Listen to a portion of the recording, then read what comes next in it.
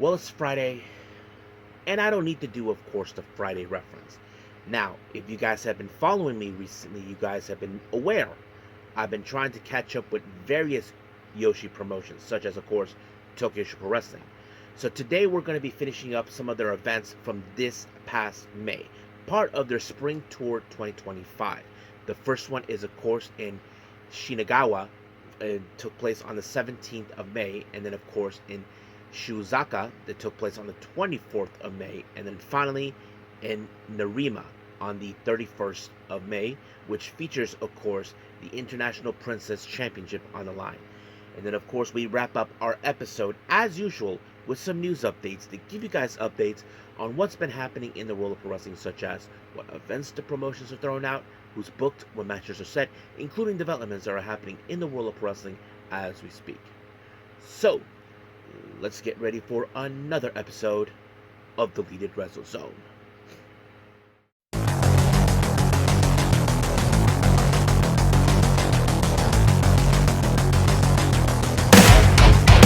Are you ready?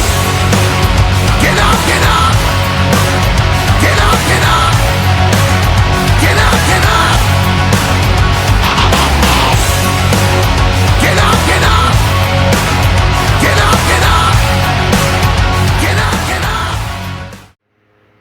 Hey everyone, welcome to the Deleted Wrestle Zone, all things that is pro wrestling with AEW, NXT, New Japan Pro Wrestling, TNA, the National Wrestling Alliance, various promotions, wrestlers, matches, and championships. I am your host, J-Rod here. So, if you are new to the channel, welcome. This is a channel we do a lot of pro wrestling reviews from various promotions, not only here in the United States, but also in Japan, Mexico, Canada, Europe, the UK. In the world of pro wrestling is not as big, but it continues to grow.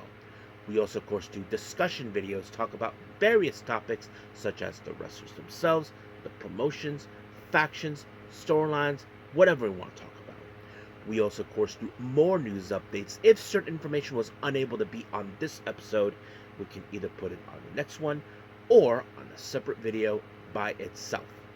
We also, of course, do real-time news updates to keep you guys on alert if something has happened in the world of wrestling that needs to be addressed ASAP. We also, of course, got to do Nagi Sayaka Watch and various of the cool wrestling content as well. So if you like what you see, please subscribe to us and click on that subscribe button. You'll be getting a lot of daily reviews and other cool wrestling content as well. But if you like this episode, please give us a like on the like button or a nice comment in the description down below. Now, enough with the jibber jappers. I say let's get this started. So, as I said before, this is all about Tokyo Joshi Pro Wrestling. So let's review from part of their Spring Tour 2025 in Shinagawa.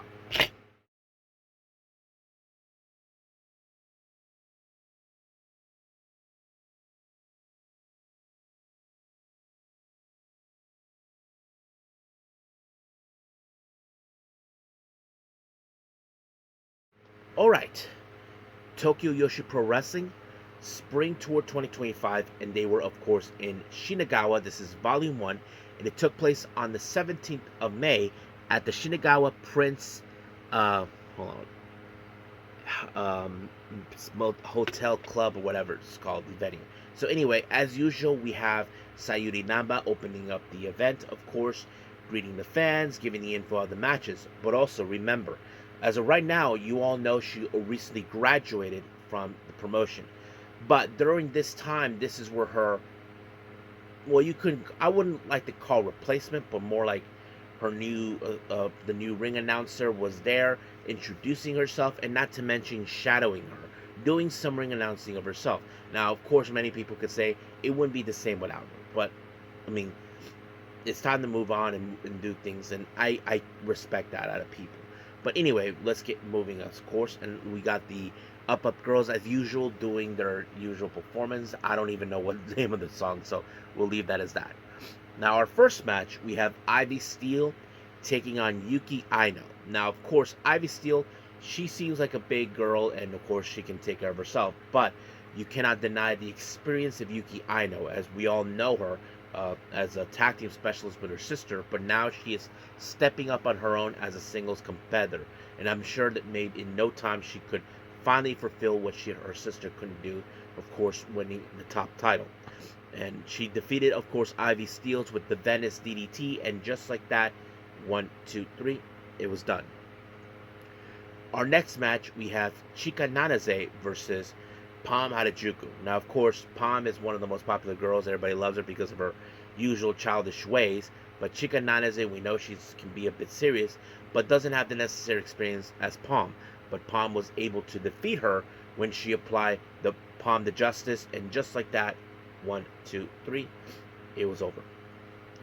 Now, our next match, we have Ura Takami versus Maki Ito. Now, of course, Takami, as the youngest and almost the least experienced individual in this match, faced against one of the most popular girls. Of course, many people know her as the cutest in the world. Well, she has her work cut off on her. Now, of course, Maki Ito, we know how she acts, how she portrays. Well, she's able to defeat, of course, Takami with the Texas Cloverleaf, and just like that, Takami had no choice but to tap out.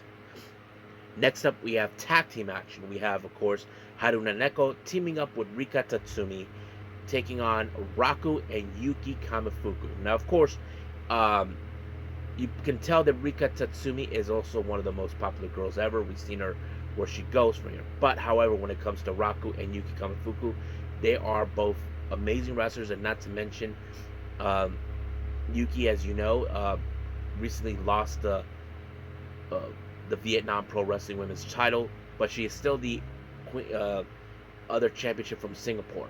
And Raku is, of course, from the Thailand promotion set up. But this match ended with a famous serve by Kamifuku onto Neko. And just like that, 1, 2, 3, over. Next up, we have 6-woman tag team match. We have Kira Summer, the apologetic Mahiro Kiro, and of course, everybody's favorite up girl, Miyu Watanabe. They take on Mifu Ashida, Wakana Uehara, and of course, our current Princess champion, Mizuki. Now, of course, there's a lot of factors that could play out now. Not to mention, Mizuki most likely could be a target due to the fact that she's the champion. Anybody can pin her in hopes for a title shot. But in the end, it was Mizuki who walked out as the victor when she applied a double foot stomp. And just like that, who she applied it? Oh, yeah. Onto Kira Summer. And just like that, 1, 2, 3, it was over. Now, our next match, we have tag team action. We have Moka Miyamoto and Yuki Arai taking on Kaya Toribami and one half of our Princess Tag Team Champions, Shoko Nakajima. Now, of course, Shoko Nakajima, many people know her as Big Kaijo. She is also a popular wrestler, and that plays out pretty well. But the real question, who walks out? Well, as always, I've been watching Kaya Toribami for a while, how much she has grown so much. I mean, she was like at the bottom. Now she's getting a little better and better and better. And she applied that interesting move off the ropes where she just flies off and do a little twisting thing. And she did that onto Moka Miyamoto. And just like that, 1, 2, 3, it's over. It's only a matter of time until she finally gets the biggest win of her career. And I'm hoping I get the chance to witness it. Now, our main event, we have another 6-woman tag match. We have Shino Suzuki, Imawari, and of course Yoshiko Hasegawa versus Haru Kazashiru, Arisu Endo, and Zuzumi, better known as Daisy Monkey. Now, this match is a preliminary match because Yoshiko Hasegawa issued a challenge against Zuzumi for the International Princess Championship. So you probably ask yourselves, who will walk out with the momentum? I mean, it seems like it could be any way possible, but in the end, it was Yoshiko with the stretch muffler onto Hadashido, and just like that, Hadashido had no choice but to tap out. And of course, the show ended with Yoshiko applying a post-match promo to give everybody her thoughts for her upcoming event. But her match that she will have with Suzumi is coming up. That's part, of course, of this episode. So we'll get to that in a bit. Now, we are done with this one with Shinagawa, so let's move on to the next event in Shizuoka.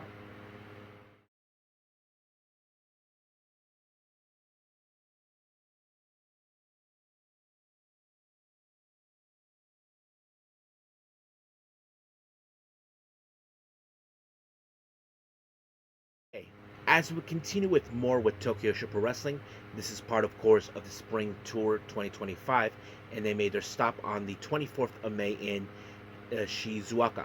Hopefully, I pronounced it right, and at the Shimizu Marine building.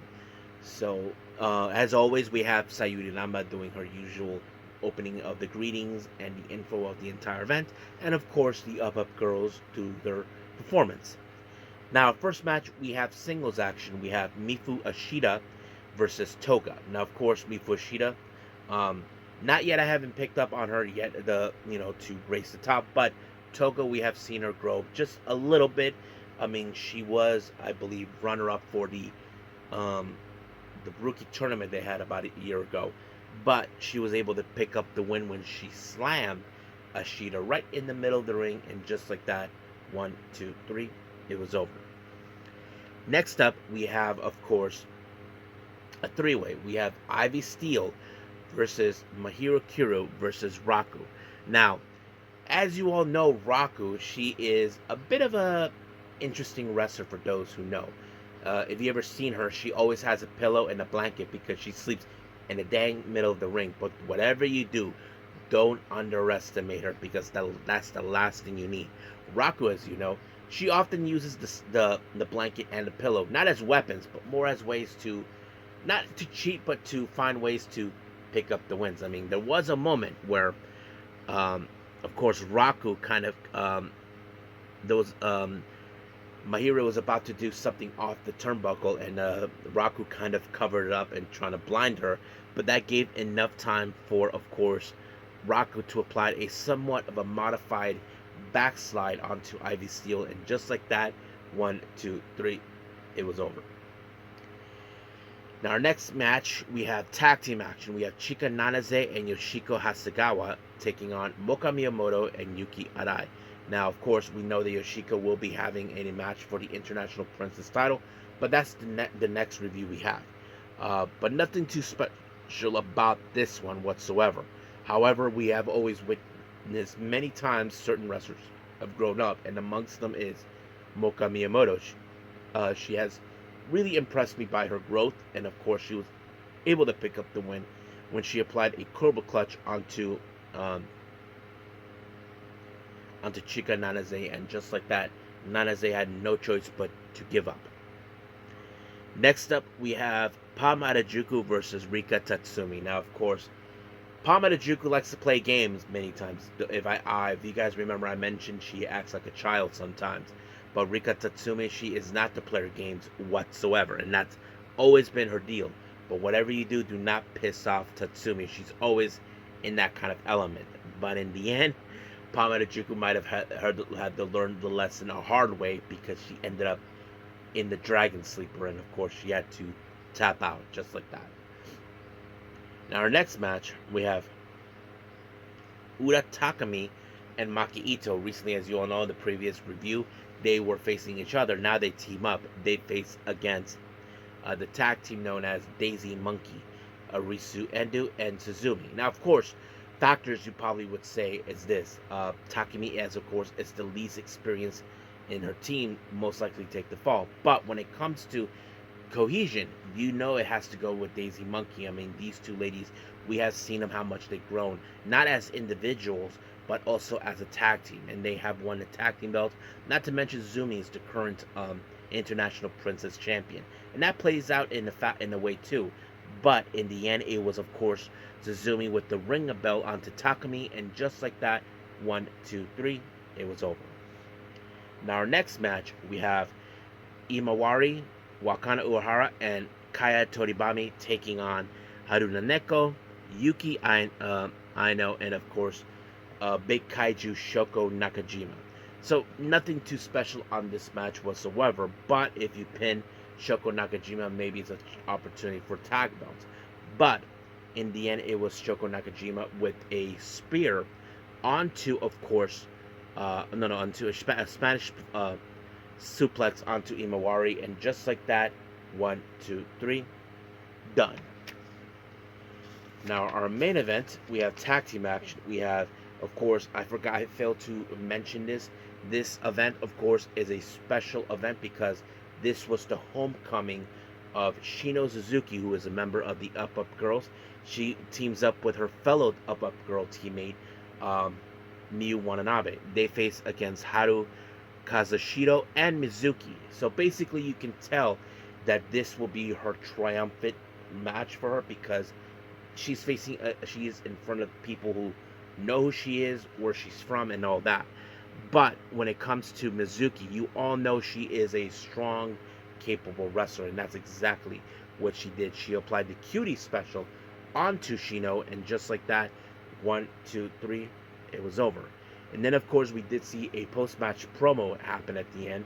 I'm sure Shino is happy to be home to say hi to her friends and family, people who know her. But I'm sure people will love to see her one day become champion. Hopefully that day can come true for her because that's something I think many people will love to see. But we'll see what happens until then. But as of right now, we are officially done with this event with Tokyo Joshi Pro Wrestling. So let's continue on with the last review from them. And this one is still part of the Spring Tour 2025. And this one is in Nerima. So let's get to it.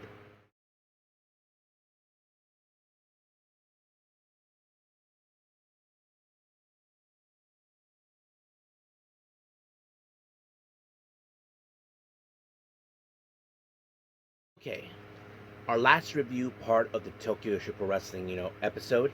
Uh, as you know, they continue with the Spring Tour 2025, and they made a pit stop on May 31st at Nerima, and this is part of the Nerima, whatever venue is called.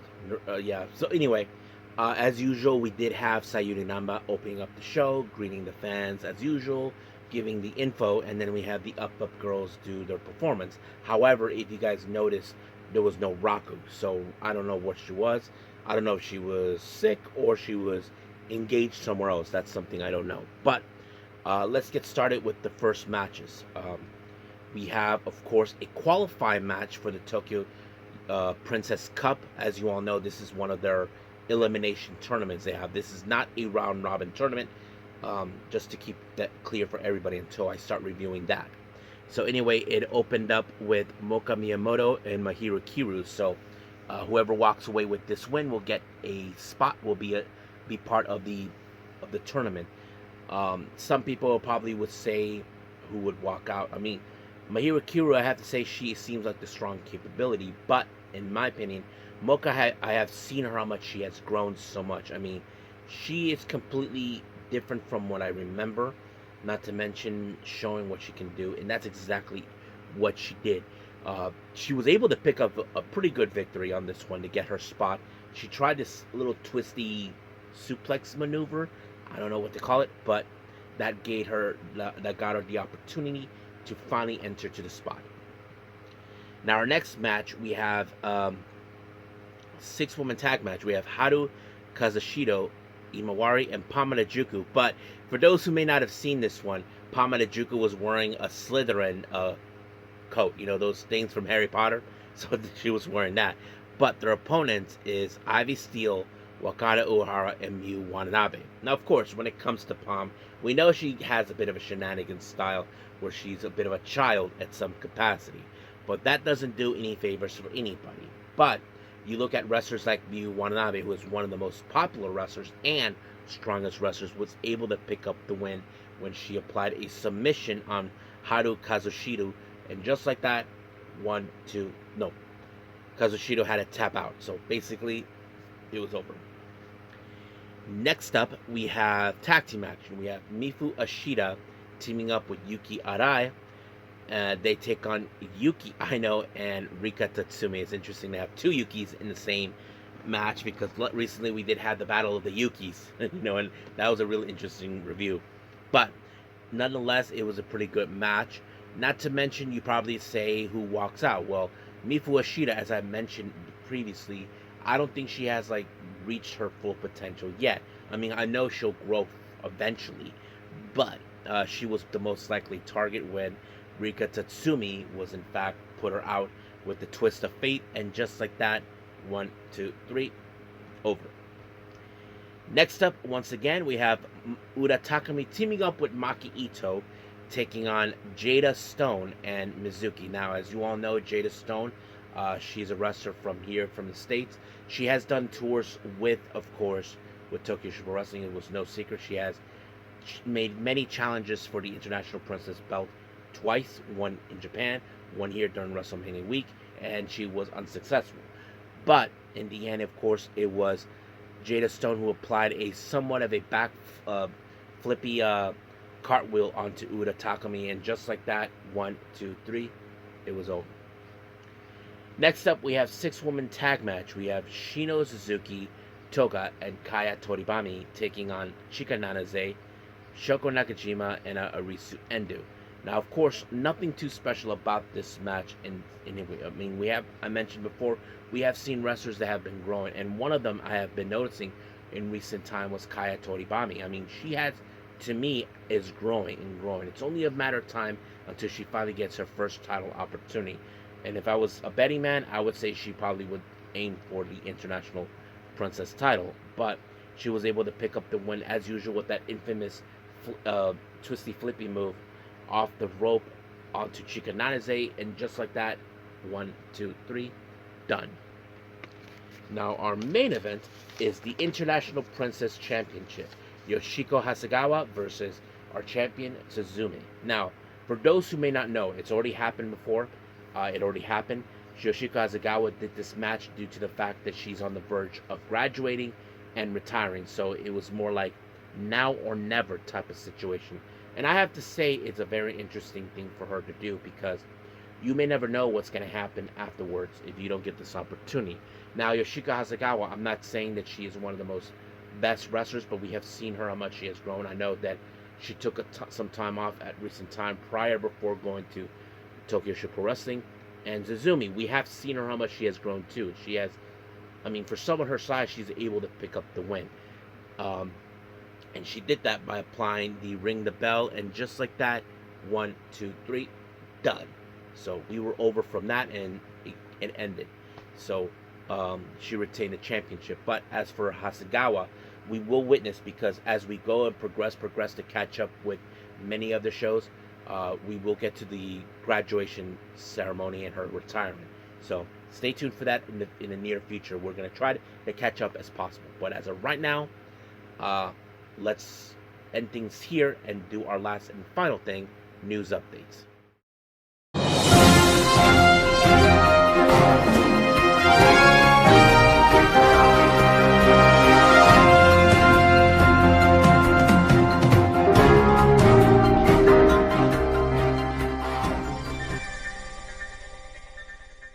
So welcome to our news updates. Now, I failed to mention this when we started this episode for our news update section here of our episode. We only have upcoming events, so there is no developments whatsoever. So I apologize if I had nothing new for that front, but let's just do what we can right now. So this is for our upcoming events. Now, the first one, as you know, there is that collaboration between Prestige Wrestling, West Coast Pro, and Deadlock Pro Wrestling with Cruel Summer that will happen on the 26th of July.